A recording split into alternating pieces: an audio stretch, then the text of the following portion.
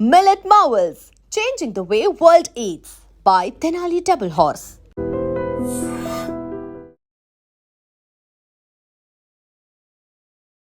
Hi hello నమస్తే welcome back to our channel. నేను మీ వైషు. 9వ క్లాస్ చదువుతున్న అమ్మాయి గవర్నమెంట్ స్కూల్లో చదువుతుంది. వాష్రూమ్లో వెళ్ళి బేబీని డెలివరీ చేసింది. మీరు విన్నది నిజమే.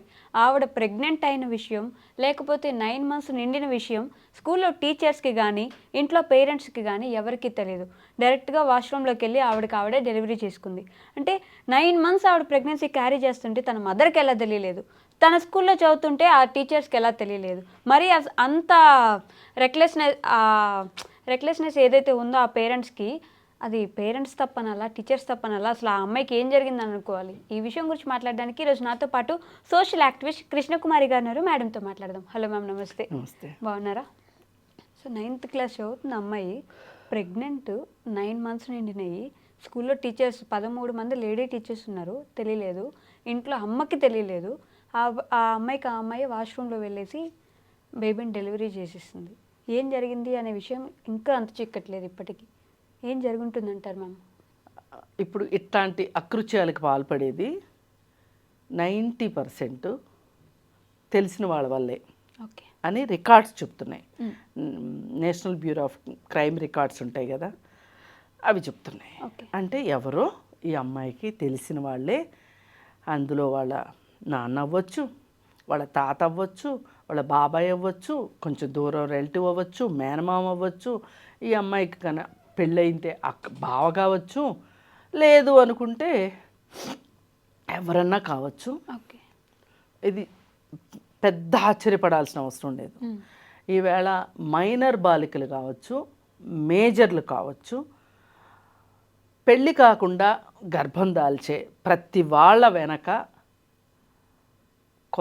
కొన్నిసార్లు వీళ్ళ తెలివి తక్కువతనం ఉంటే, చాలాసార్లు 99.9% స్వార్థపరులకి వీళ్ళు బలైపోతున్నారని అర్థం.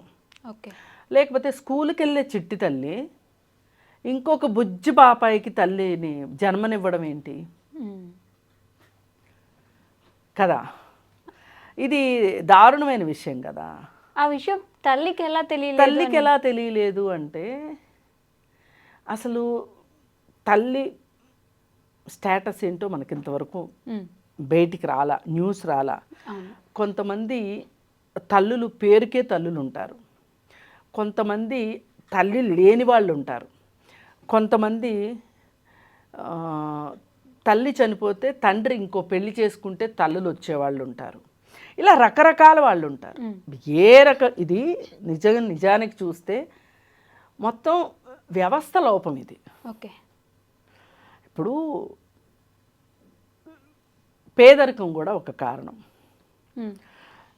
ఈ పేదరికం కారణంగా తల్లి కొన్ని సందర్భాల్లో, మీరు గోదావరి జిల్లాల్లో చూస్తే గనక, అలాగే రాయలసీమలో చూస్తే గనక తల్లులు దుబాయ్ వెళ్తుంటారు, తండ్రులు పిల్లలను చూసుకుంటూ ఉంటారు ఇక్కడుండి. ఈ ప్రాసెస్లో పోయినసారి 2 పిల్లలు చంపేశాడు తండ్రి. ఆ అమ్మాయి, ఆ భార్య వచ్చి ఎయిర్పోర్ట్లో ఆ అమ్మాయి ఏడ్చిన ఏడుపులకి, ఆ అమ్మాయిని రిసీవ్ చేసుకుంటానికి వచ్చిన వాళ్ళని వాళ్ళని పట్టుకుని ఆ అమ్మాయి ఏడ్చిన విధానానికి, అసలు ఎందుకబ్బా ఆడవాళ్ళ పిల్లల్ని కనాల్సిన అవసరం ఆడవాళ్ళకే ఎందుకబ్బా అనిపిస్తుంది. ఇట్లాంటప్పుడు మాతృత్వం వరం అని చెప్తారు కదా, అసలు వరమేనా అనే ఒక ఆలోచన వస్తుంది మనకి. ఇట్లాంటివి నేను చాలా చెప్పగలను. ఇప్పుడు ఆ మధ్య 13 ఏళ్ళ అమ్మాయికి 6 అబ్బాయిలు స్నేహం చేసి ఆ అమ్మాయి ప్రెగ్నెంట్ అయింది. 13 ఏళ్ళ అమ్మాయి. అయితే 13 ఏళ్ళ అమ్మాయి ప్రెగ్నెంట్ అవ్వడం ఏంటి? ఇదే బుజ్జి తల్లి, దీనికి ఇంకొక బిడ్డ ఏంటి? అసలు మైనర్ బాలిక గర్భం దాల్చడం ఏంటి? ఈ గర్భాన్ని యాక్సెప్ట్ చేయాల్సిన అవసరం ఏంటి అని చెప్పి సుప్రీం కోర్టులో కేసు వేస్తే జడ్జి కూడా ఇదే మాట అడిగాడు. ఆ తల్లి ఏం చేస్తోంది అని అడుగుతారు, నేను కాదనట్లా. కానీ మనం ఒక్క క్షణం ఒక ప్రశ్న వేయబోయే ముందు పూర్వపరాల్లోకి వెళ్ళి ఆలోచిస్తే వాళ్ళ దయనీయమైన పరిస్థితులు మనకు అర్థమవుతాయి. మనం ఎప్పుడైతే వాస్తవాల్లోకి వెళ్ళడానికి ఇష్టపడమో, మూలాల్లోకి వెళ్ళడానికి ఇష్టపడమో, అందుకే మనం పైన ఈ మాటలు మాట్లాడేస్తాం. ఓకే. ఇప్పుడు అసలు ఇప్పటికి తల్లే లేదేమో, ఉన్న తల్లికి ఏమి తెలియదేమో, ఉన్నారు తల్లిదండ్రులు అయితే ఉన్నారు, ఉండొచ్చు, నేను కాదనట్లా. కానీ ఆ తల్లి సౌండ్ మైండ్తో ఉందో లేదో, ఆ తల్లి పని పాటలకు ఇంకెక్కడికన్నా వెళ్ళిందేమో, ఏమో రకరకాలు ఉండొచ్చు కదా. పైగా కొంతమందికి ఏంటంటే ఎవ్రీ మంత్ పీరియడ్స్ చెక్ చేయాలి అనే బేసిక్ జ్ఞానం కూడా లేని తల్లులు కొంతమంది ఉండొచ్చు. ఈ 9 నెలల్లో 1 నెల కూడా ఆవిడ గమనించలేదా తన కూతురు ఎలా ఉంది అనేది? నేను అదే అంటున్నా. ఇప్పుడు వ్యక్తిగత గోప్యతలు ఎక్కువైపోయాయి ఈ మధ్యకాలంలో. పిల్లలకు కూడా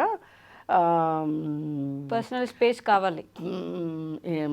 తల్లి ఒక ఫోను, పిల్ల ఒక ఫోను పట్టుకుని కూర్చుంటే పని చేసినంతసేపు పని చేసి రావటం, పని చేసి వచ్చిన తర్వాత ఫోన్ పట్టుకుని కూర్చోవడం, టీవీ సీరియల్స్ చూడటం ఏవో జరుగుతూ ఉన్నాయి.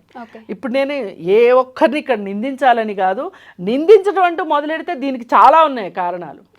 ఇది అందుకే వ్యవస్థాగత లోపం అనింది. అందుకే నేను వ్యవస్థలో ఎంతమంది అయితే ఉంటారో, కుటుంబ సభ్యుల, చుట్టుపక్కల వాళ్ళ, స్కూలా, టీచర్ల, లేకపోతే ఈ అమ్మాయికి దుస్థితి, ఈరోజు ఈ అమ్మాయి నడి రోడ్లో నుంచొని ఇలాంటి పరిస్థితికి తీసుకొచ్చిన అబ్బాయి ఎవరో ఉంటాడు కదా, ఒక మగవాడి వల్లే కదా జరుగుద్ది. ఇంత పేదవాళ్ళకి వీళ్ళు వెళ్ళి సరోగసీలు చేయించుకోవడానికి కానీ, లేకపోతే ఐవీఎఫ్లు చేయించుకునేంత అవసరం వీళ్ళకి లేదు కదా. మరి అలాంటప్పుడు ఈ అమ్మాయికి గర్భం ఎట్లా వచ్చిందంటే, ఏమన్నా ద్రౌపదికి ఇంద్రుడి వల్ల చంద్రుడి వల్ల గర్భిణి అయి పిల్లలు పుట్టినట్టు కాదు కదా. ఈ అమ్మాయికి ఎవడో మహానుభావుడు చేసిందే కదా ఇది. వాళ్ళందరినీ వదిలేసేసి, ఆ బాధ్యత లేని వాళ్ళందరినీ వదిలేసి తల్లినే పట్టుకుంటాం మనం. చూడండి మనం కూడా. అయితే ఇప్పుడు ఆ హైకోర్టులో కేసులో అమ్మాయికి టెర్మినేషన్ చేసే ఆర్డర్స్ వచ్చినాయి, టెర్మినేషన్ అయిపోయింది. ఇప్పుడు ఆ బుజ్జి తల్లి చదువుకుంటుంది. ఇది ఎంత అవునన్నా కాదన్నా అమ్మాయికి జీవితాంతం ఇది గుర్తుండే విషయమే. అసలు ఈ పాపే కాదండి, ఇప్పుడు ఈ అమ్మాయి స్కూల్కి వెళ్ళి స్కూల్లో బాత్రూంలో డెలివరీ అయింది కాబట్టి ఇది పెద్ద విషయంగా మాట్లాడుతున్నాం మనము. ఆడపిల్లలున్న తల్లులు పెళ్ళిళ్ళు చేసుకుంటే వీళ్ళని పెళ్ళిళ్ళు చేసుకోవడానికి వచ్చే మహానుభావులు ఈమెకు ఆడపిల్లలు ఉన్నారు కాబట్టి ఆ ఆడపిల్లలతోటి నాకు ఏదో ఒక రోజు నా సరదా తీరకపోద్దా అని చెప్పి పెళ్ళిళ్ళు చేసుకునే మగవాళ్ళు ఉన్నారు. అలా చేసుకున్న ఒక మగవాడి వల్ల ఒక అమ్మాయి గర్భిణీ అయితే 6 నెలల వరకు తెలియకపోతే అప్పుడు టెర్మినేట్ చేయడానికి వీలు లేని పరిస్థితిలో ఆ అమ్మాయి బిడ్డని కన్నది. బిడ్డని కంటే ఆ బిడ్డ స్టేట్ హోమ్లో ఉంది. ఇప్పుడు ఆ అమ్మాయిని తీసుకెళ్ళి ప్రభుత్వ సంరక్షణాలయంలో చేర్పిస్తే ఆ అమ్మాయి ఏదో కుట్లు అల్లికలు ఏవేవో నేర్చుకుని ఆ అమ్మాయికి ఏదో ఈ మధ్యకాలంలో నేను అవుట్ ఆఫ్ ఇంట్రెస్ట్ కొద్దీ ఎంక్వైరీ చేస్తే అమ్మాయి పెళ్లి చేసుకుందని చెప్పి తెలిసింది. పోనీ సంతోషంగా ఉంది. ఏదైనా ఆ బిడ్డ మట్టుకు స్టేట్ హోమ్లో ఉంది కదా, ఆ బిడ్డని ఇచ్చేసిన తల్లికి ఎప్పుడో ఒక్కసారి పేక్ కదలకపోద్దా? ఖచ్చితంగా కదులుతుంది. కన్న పేక్ కదా. వాడు ఏమి దురదృష్టం చేసుకున్నాడు? తల్లి పాలు తాగలేదు, తల్లి చేతిలో పెరగలేదు, పెంచేంత వయసు లేదు దానికి. పోనీ పెంచేంత వయసు ఉంటే 18 ఏళ్ళు దాటిన అమ్మాయి అయితే లేదు నా బిడ్డను నేనే పెంచుకుంటాను అంటే ఓకే, సంతోషం. కానీ ఆ అవకాశం కూడా లేదు. ఒక మైనర్ చైల్డ్ని తల్లితో ప్రేమ నటిస్తూ, తల్లితో సంసారం చేస్తూ, కూతురుతో సంసారం చేసిన నికృష్టుడిది కదా అక్కడ తప్పు. ఇక్కడ కూడా అట్లాంటి నికృష్టుడు ఎవడో ఉంటాడు కదా. అందుకని ఈ నికృష్టుల గురించి తేలితే తల్లిని, టీచర్లని, అందరి గురించి మనం మాట్లాడదాం. అంటే 3 నెలలు వచ్చిన దగ్గర నుంచి పొట్ట కొంచెం పెరుగుతుంది. అంటే కొంతమంది తీర్చేదానికి అవకాశం ఉంటుంది కదా చూసుకుంటే. కరెక్ట్, మీరు చెప్పింది 100% కరెక్ట్. కానీ నేను ఆవేశం కొద్దీ మాట్లాడాను. కానీ నిజమే, ఆ అమ్మాయికి ఆ అవకాశం ఉండుండేది కానీ జరగలేదు. మరి ఎలా దాచిపెట్టిందో అమ్మాయి. కొంచెం లూజ్ డ్రెస్సులు వేసుకుని ఉండొచ్చు. కొంతమందికి పొట్ట కనిపించదు, నిజంగా కూడా కనిపించదు. కొంచెం లావుగా ఉన్న వాళ్ళకి కొంచెం బొద్దయ్యారు అనుకుంటారు. ఏంటి పిల్లల లావు అయిపోతుంది, ఈ పిల్లకి ఏమైనా థైరాయిడ్ వచ్చిందా, డాక్టర్ చూపిద్దామా, ఏం జరుగుంటుంది, ఇవన్నీ ఆలోచించగలిగే జ్ఞానం ఆ తల్లికి ఉండదు. ఉంటే అసలు ఇంత దూరం ఎందుకు వస్తుంది? తల్లి ఎప్పుడూ కూడా కోడి ఎట్లయితే కోడి పిల్లల్ని కాపాడుకుంటుందో గద్దల నుంచి, తల్లి కూడా కాపాడుకోవాలని అనుకుంటుంది, కాపాడుకుంటుంది కూడా. ఎప్పుడో ఒకసారి ఇట్లా జరుగుతూ ఉంటాయి. అంత కనిపెట్టుకునే తల్లులున్న ఈ కాలంలో కూడా ఇలాంటి కామాంధులు, ఇలాంటి స్వార్థపరులు.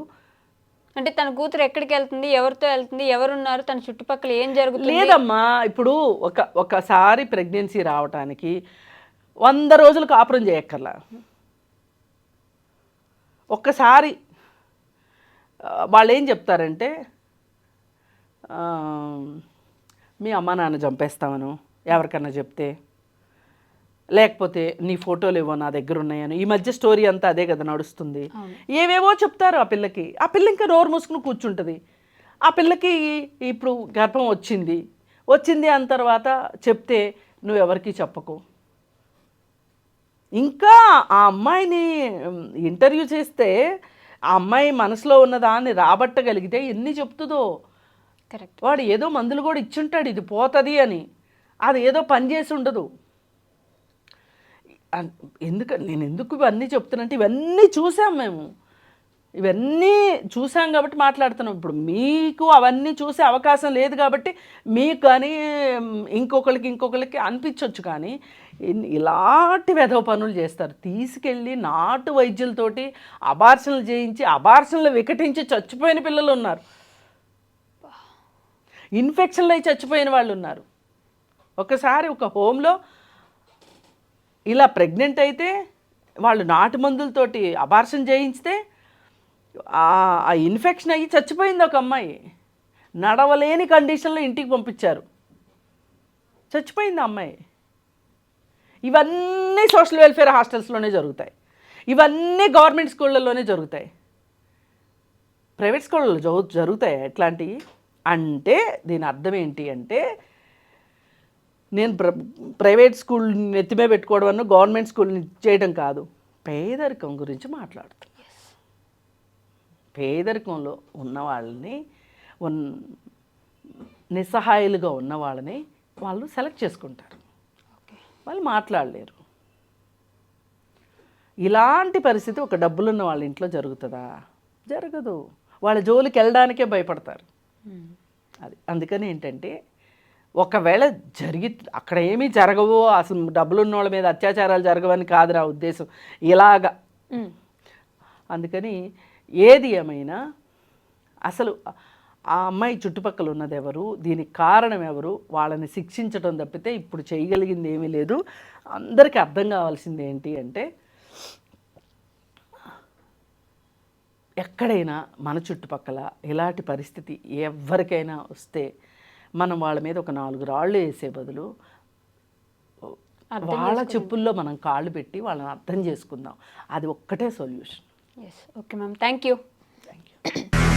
నిజంగా ప్రస్తుతం ఉన్నటువంటి సమాజం దేనికి ప్రయారిటీ ఇస్తుంది? ఆర్థిక సంబంధాల చుట్టూ మాత్రమే తిరుగుతోంది. మళ్ళీ ఎన్నికలంగానే చాలా విరక్తి కలుగుతున్నాం. మంచి అనిపిస్తుంది కదా, లేడీస్ కూడా ఛాలెంజింగ్ జాబ్స్ చేసినప్పుడు చాలా బాగుంటది. ఫుడ్ డెలివరీ ఇవ్వటానికి వెళ్ళినటువంటి డెలివరీ బాయ్ అనిల్ పై కళ్ళ ముందు